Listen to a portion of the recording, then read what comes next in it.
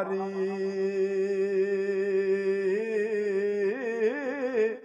ਚੰਗਾ ਹੋਇਆ ਲੜ ਨੇੜੇ ਛੁੱਟਿਆ ਕਿਤੇ ਉਮਰ ਨੀ ਗੁਜ਼ਰੀ ਸਾਰੀ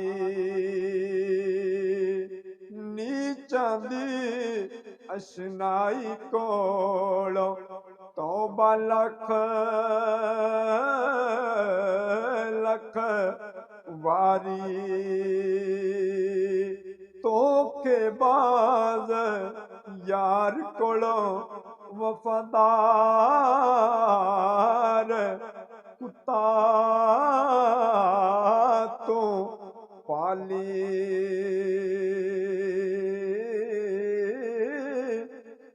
सप्पां दे पुत यार नी बनेंदे भावें चूरियां कुट कुट खवाइए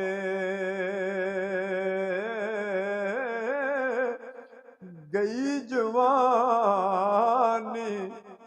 मुड़ नी आउंदी चे लख खुराक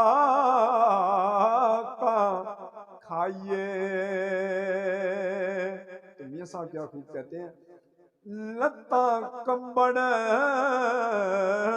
ते गोडे खड़कण टह गया लक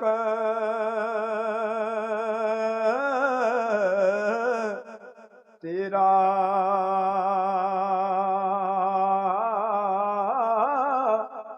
हजे भी बदियो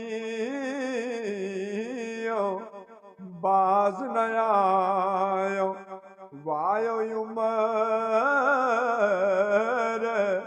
दलेरा।